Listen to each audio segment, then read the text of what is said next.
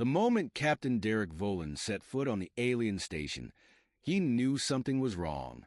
He had been summoned for what he assumed was another pointless diplomatic meeting with the Scytheri, one of the many extraterrestrial races that humans had encountered in their rapid expansion into the galaxy. The Scytheri were a proud and bureaucratic species. Their civilization built upon layers of ancient traditions that were nearly impossible for outsiders to navigate.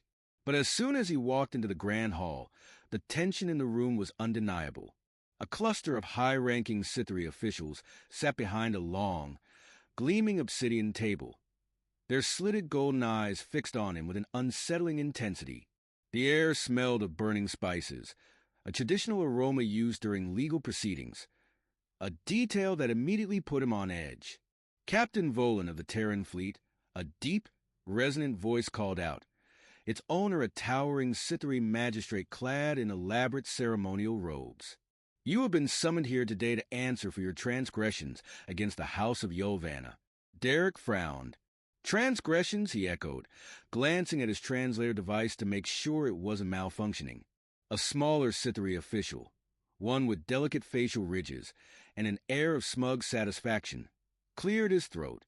It has come to our attention that you, a human, have touched the daughters of the esteemed Lord Yolvana without proper permission. Derek blinked. I did what now? The murmurs among the gathered officials grew louder, their elongated fingers twitching in what Derek had learned was a gesture of disapproval, or amusement. He wasn't sure which was worse. The magistrate's voice was unwavering. You laid hands upon the noble daughters of Yolvana. You made direct skin contact. Derek's mind raced. He had been on Yolvana's estate only once, about a month ago, during a routine diplomatic event. There had been a lot of pleasantries exchanged, a feast, and a bit of drinking. The daughters, two young Scytheri women, had been present, dressed in elaborate silks and jewelry. He had spoken with them, laughed with them. He distinctly remembered helping one of them up when she nearly tripped over the hem of her ceremonial robes. Realization dawned on him. Wait a damn minute, he said slowly. You're talking about when I caught one of them before she fell. The magistrate's expression didn't change. Yes, Derek stared. That was a reflex. She was going to hit the ground. The smaller official smiled, the expression filled with something that made Derek's stomach churn. That is irrelevant, Captain. By Scytheri law, physical contact with an unmarried noble daughter, initiated in public, is considered a binding engagement contract. You are now the husband of the daughters of Yolvana. There is no escape. The room went silent. Derek's brain short-circuited. Husband, he repeated. Yes. As in, I'm married to them? Both of them? Correct. Derek groaned, dragging a hand down his face. You've got to be kidding me. The magistrate's gaze hardened. The penalty for attempting to reject this union is exile from all Scytheri-controlled space. Further refusal would be considered an insult to the noble house and may lead to unpleasant consequences. Derek's gut twisted. He was a decorated officer in the Terran fleet, stationed in some of the most dangerous sectors of known space. His work required frequent travel through Scytheri-controlled regions.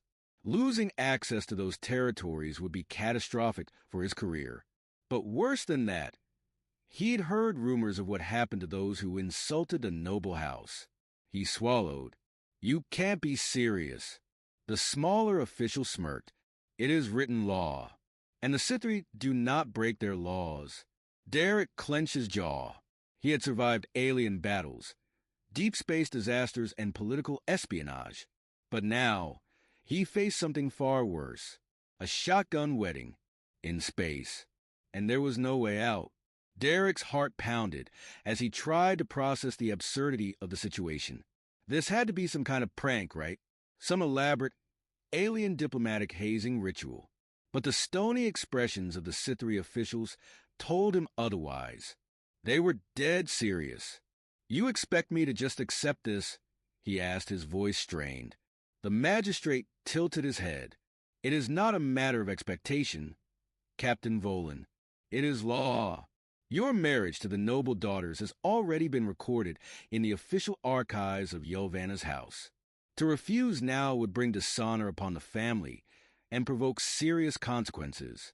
For you, Derek exhaled sharply. And what exactly happens if I dishonor the family? The magistrate's golden eyes gleamed.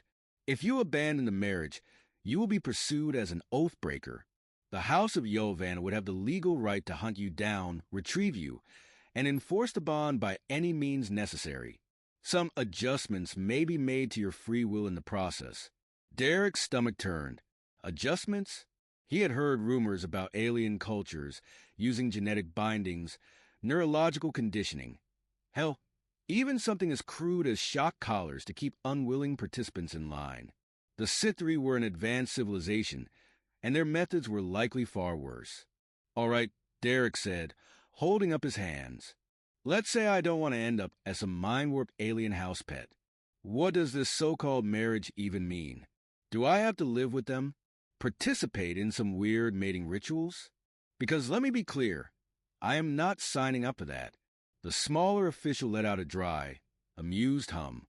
You would be expected to uphold the honor of the House of Yovana. That includes public appearances, ceremonial duties, and the eventual production of heirs to solidify the bond. Derek choked.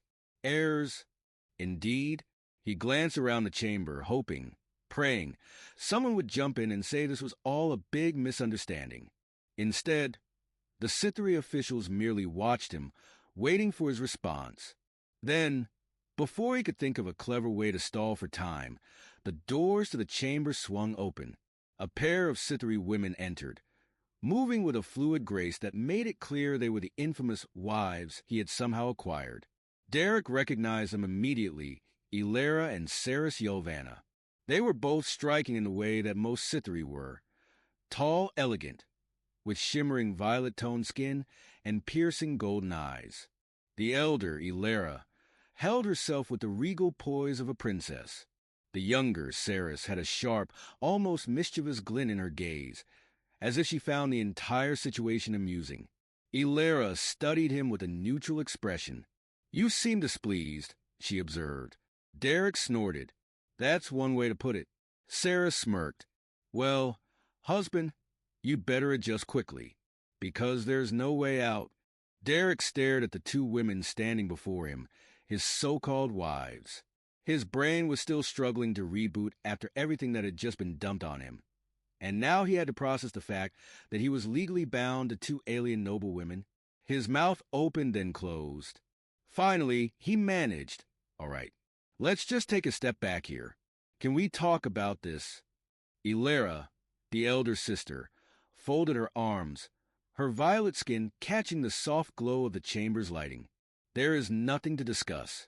The contract is binding. The law is clear." Saris, the younger, arched a brow, her golden eyes filled with mischief. "You're handling this rather well, all things considered. Most outsiders would be on the floor, begging for mercy by now." Derek sighed, rubbing his temples. "Trust me, I feel like doing that. But I also know that panicking won't get me anywhere." He exhaled sharply and looked at them both. "So, let's break this down. You two really want to be married to me." Ilera's expression remained unreadable, but she answered smoothly. "It is not a matter of want. It is a matter of duty. Our father ensured that his house remains in good standing by arranging this situation. You touched us in public. That was enough to seal our fates." Saris, on the other hand, looked far less burdened. "It's not that bad. You could do worse than being tied to one of the most powerful noble houses in the Sithri Empire. Think of the prestige, the influence." She leaned in slightly, her smirk widening. The thrill. Derek leveled a deadpan stare at her. "Oh, yeah. Being legally kidnapped into an intergalactic marriage? Real thrilling." Saris laughed. "See? You get it." Ilera shot her sister a warning look before turning back to Derek. "This is not a game, Saris." Then to him she said, "Regardless of your personal feelings, Captain, you must understand that there is no escape from this. You can resist all you like, but the consequences will only become more severe. The House of Yovanna will not tolerate a husband who refuses to uphold his duty. Derek resisted the urge to bang his head against the nearest solid surface. And what exactly does this duty entail? Because if you think I'm just going to roll over and accept this without knowing everything, you've got another thing coming. Ilara's eyes narrowed, but Saris looked positively delighted by his defiance. Well, the younger sister said, tilting her head, you'll be moving into the family estate, of course. There will be ceremonies, public appearances, and in time, discussions about heirs. Derek grimaced. Yeah, see, that's where we have a problem. Saris grinned. Relax, Captain. We're not expecting you to start fathering little half-human hybrids just yet. Ilara, however, was watching him carefully. You will comply, Captain Volan. One way or another. Derek felt a chill run down his spine. Derek clenched his jaw, his brain screaming at him to find a way out of this mess. He had faced off against pirate fleets, navigated asteroid fields, and even negotiated peace between warring alien factions. But this was a whole new level of disaster. All right, he said slowly, forcing himself to stay calm. Let's say I go along with this, at least for now. What happens if I fail at this so-called duty? What if I'm just a terrible husband? Sarah smirked. Then you would be a dishonorable husband. And dishonorable husbands in Sithari culture are corrected. Derek narrowed his eyes. Asterisk corrected asterisk how. Ilara's face remained unreadable. But there was an edge to her voice as she said, depending on the severity of your failure, you could be disciplined, exiled from Sithari space, or, she paused, her golden eyes locking onto his. Reconditioned? Derek's stomach dropped. Reconditioned? Saris chuckled, clearly enjoying his discomfort. Oh, it's nothing too terrible. Just a little neural adjustment, some behavior reinforcement, a quick way to realign your priorities. Derek swore under his breath. This wasn't just a joke or an elaborate trick. This was a full-blown hostage situation wrapped in a legal technicality. He straightened his back, pushing away the panic rising in his chest. Asterisk fine, asterisk you've got me trapped. But don't expect me to start playing the doting husband just yet. He shot a look at Ilara. And don't think for a second that I'm going to just let myself get reconditioned like some kind of house pet. Ilara regarded him with an almost imperceptible flicker of something. Approval? Curiosity? Whatever it was, it vanished quickly. You will learn to adapt, she said simply. Derek exhaled sharply. So, when does this wonderful new chapter of my life begin? Saris clapped her hands together. Oh, you're going to love this part. We leave for the Yovanna estate within the hour. Our father has arranged a grand reception in honor of our new union. Everyone important will be there, noble families, high-ranking officials, military leaders. You will have the privilege of being formally introduced as our husband before the entire court. Derek swore again, louder this time. An hour? You can't be serious. I just found out I was married 10 minutes ago. Ilara's expression was unyielding. This is not something that can be postponed. The House of Yovanna must demonstrate strength and unity. Your presence is expected. Derek scrubbed a hand down his face. You people move fast. Saris leaned in, her voice dropping into something almost teasing. Welcome to married life, Captain. Derek sighed heavily. He had faced death countless times before, but for the first time in his life, he genuinely had no idea how he was going to survive this. And somehow, he had a feeling that the worst was yet to come. Derek barely had time to process his new marital status before he was whisked away from the chamber. Flanked by two imposing Sithari guards, he was led down a series of ornately carved corridors, his mind racing with possible escape plans. Every idea he came up with was crushed by the same cold reality. There was no escape. Not unless he wanted to spend the rest of his life being hunted down, exiled, or worse, reconditioned. The moment the word crossed his mind, a shudder ran through him. The Scytheri were known for their advancements in genetic and neural manipulation. He had no doubt they could make good on their threats. He needed to play the smart. Ahead of him, Ilera and Ceres walked side by side, their elegant robes trailing behind them. Ilera held herself with the regal posture of someone who had spent her entire life in the highest circles of power, while Ceres moved with the casual ease of someone who found amusement in everything. Derek wasn't sure which of the two was more dangerous. As they reached an expansive docking bay, Derek got his first glimpse of the ship that would take them to his new prison, *Homestar. It was massive, sleek, dark, and built with the distinct curved architecture of the Scytheri elite. Not a warship, but no doubt just as heavily secured. Ceres glanced back at him, her golden eyes gleaming with something too close to enjoyment. "Well, husband, I hope you pack light." Derek scoffed. "Yeah, forgive me for not bringing my honeymoon luggage." Ceres laughed, and even Ilera's lips twitched in what might have been amusement, but her expression hardened quickly. "This is not a joke, Captain Volan. Our father has high expectations. He will be watching closely." Derek folded his arms. "Yeah? And what exactly does dear old Dad think of all this?" Ilera didn't answer immediately. She exchanged a glance with Ceres, something passing between them that Derek couldn't quite read. Finally, she said, "You will meet him soon enough." That did not sound reassuring. With a deep breath, Derek stepped onto the ship, the Scytheri guards falling into place behind him. The doors sealed shut, and with a barely noticeable hum, the vessel lifted off. Derek looked around, taking in the lavish interior, polished floors, high ceilings, intricate silver and gold detailing. The wealth on display was staggering. Sarah stretched lazily. I love watching humans react to our ships. You all look so overwhelmed." Derek shot her a glare. "Not overwhelmed. Just wondering how much of this is going to be used to make my life miserable." Ceres grinned. "Oh, all of it." Ilera sighed. "Enough, Ceres." Then, to Derek, she added, "It would be wise to prepare yourself. The moment we arrive, there will be no time to adjust. You will be expected to act the part of a husband to the House of Yolvanna immediately." Derek ran a hand through his hair. "Yeah, and if I don't?" Ilera's expression darkened.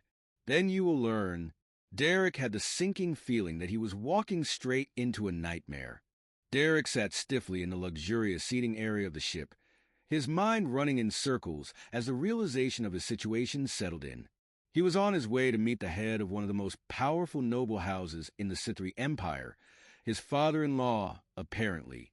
The weight of that alone made his stomach churn. Ilera sat across from him, her expression composed, hands resting lightly on her lap. Ceres, on the other hand, lounged lazily against the armrest of a nearby chair, watching him like a cat amused by a trapped mouse. "You're awfully quiet, Captain," she said, smirking. "Regretting your life choices yet?" Derek exhaled sharply.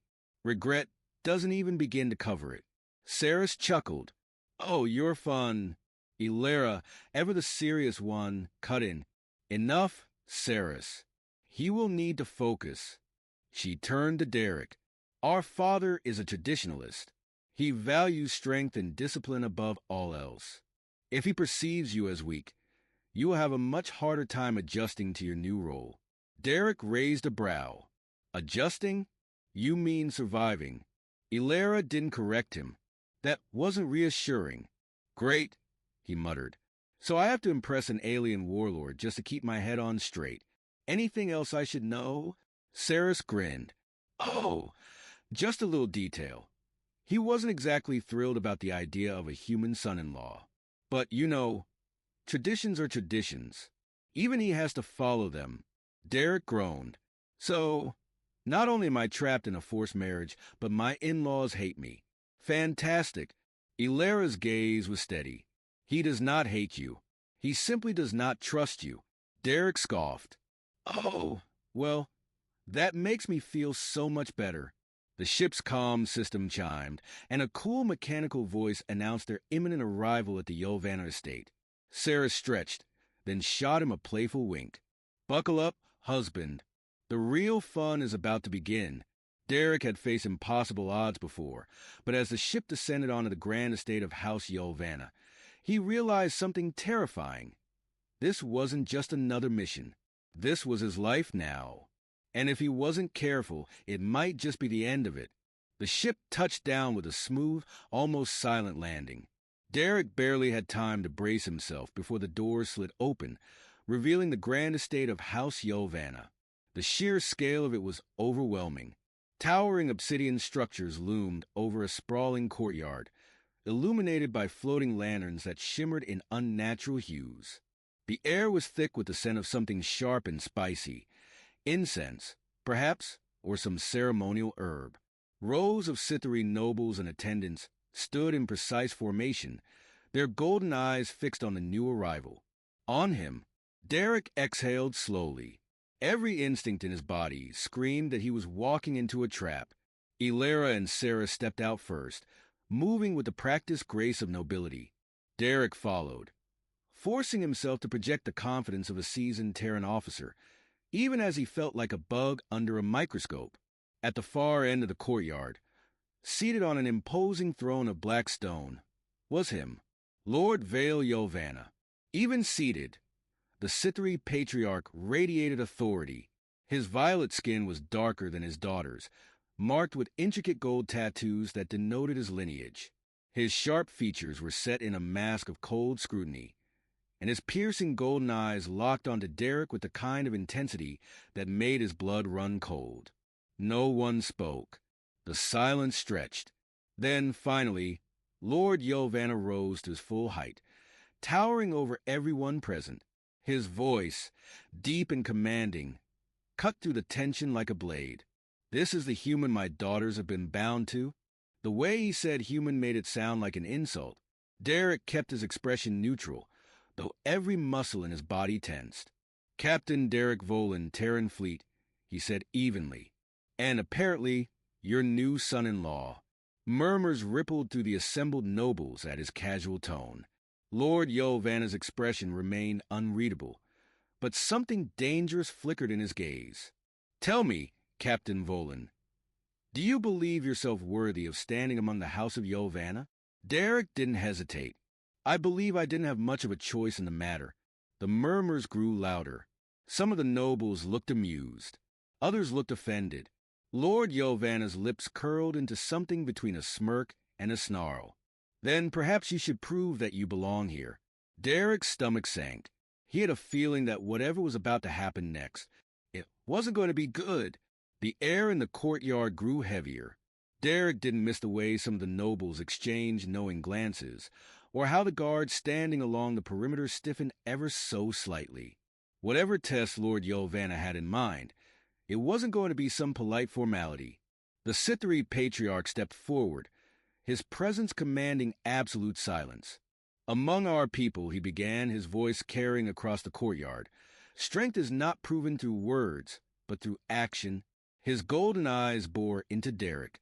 "You claim no choice in this union, but choice is irrelevant. Capability is what matters." Derek's jaw clenched. "And what exactly does that mean?" Lord Yolvanna raised a hand. A section of the courtyard stone floor suddenly shifted, revealing a circular arena recessed into the ground. The surrounding nobles moved back, forming a loose ring around it. Derek felt his pulse quicken. Elara remained composed, but there was a flicker of something in her expression. Concern, maybe? Saris, on the other hand, grinned. "Oh, this is going to be fun," she murmured. Derek shot her a look. "Fun for who?" Lord Yolvanna gestured to one of the armored guards. The Scytherine warrior stepped forward, removing his cloak to reveal a lean, muscular frame covered in ceremonial battle scars. His golden eyes locked onto Derek with open disdain. "You will prove your worth in combat," Lord Yolvanna declared. "Defeat my chosen warrior, and you will be recognized as part of this house. Fail, and you will be deemed unworthy. The consequences of that." He let the sentence hang, but Derek understood the implication perfectly. Lose, and he wouldn't just be humiliated, He might not walk away from this. Derek exhaled slowly. This was bad. He had extensive military training, but he didn't know the Scythries' fighting style. He didn't know their weaknesses. And worst of all, he had no choice. The warrior stepped into the arena, rolling his shoulders. A sleek, curved weapon was tossed at Derek's feet. A Scythry dueling blade, long and wickedly sharp. Derek bent down, picking it up and testing its weight. It was lighter than he expected, but balanced. Lord Yovana's voice rang out. Begin. The Scythry warrior lunged. Derek barely had time to react before the fight for his survival began. Derek barely managed to sidestep the first strike. The Scythry warrior moved fast, unnaturally so, his curved blade slicing through the air where Derek's neck had been just a second ago. Asterisk, no time to think. Move, asterisk. Derek twisted his grip on the dueling blade and brought it up just in time to deflect a follow-up strike. The force of the impact sent a jolt up his arm. His opponent was strong, stronger than any human. The crowd murmured in approval as the Scythry pressed forward, launching a series of precise, lightning-fast attacks that forced Derek backward. His muscles burned as he barely kept up, parrying each blow with every ounce of skill he had. He was a soldier, not a duelist. This wasn't his kind of fight. His opponent, sensing his struggle, sneered. Too slow, human. Derek gritted his teeth. He had no chance of winning in a battle of strength. If he wanted to survive this, he had to fight smarter. The Scythry lunged again, blade flashing. This time, instead of blocking, Derek twisted his body at the last second, letting the strike pass within an inch of his ribs. Using the momentum, he slammed his elbow into the warrior's side, throwing him off balance. The crowd gasped. Derek didn't hesitate. He ducked low and swept his leg under his opponent, sending the warrior crashing onto his back. A sharp hiss of pain escaped the Scythry's lips, but he recovered fast, too fast. He rolled onto his feet, but this time, Derek was ready. Before his opponent could fully regain his stance, Derek lunged, his blade slicing through the air. The edge stopped just at the warrior's throat. Silence fell over the courtyard. The Scythry warrior froze, golden eyes burning with fury, but he didn't move. He couldn't. One wrong twitch, and Derek could end it. Derek exhaled, his own breath ragged. He didn't break eye contact as he slowly lowered his weapon. Yield. For a tense moment, the warrior hesitated. Then, with a scowl, he nodded. Derek stepped back. The silence broke as murmurs rippled through the gathered nobles. Some looked impressed. Others looked disappointed. Lord Yovana, however, simply watched Derek with an unreadable expression. Then, after what felt like an eternity, he nodded. You may not be Scythry, he said, his voice measured. But today, you have proven yourself. Derek let out a slow breath. He had survived. For now.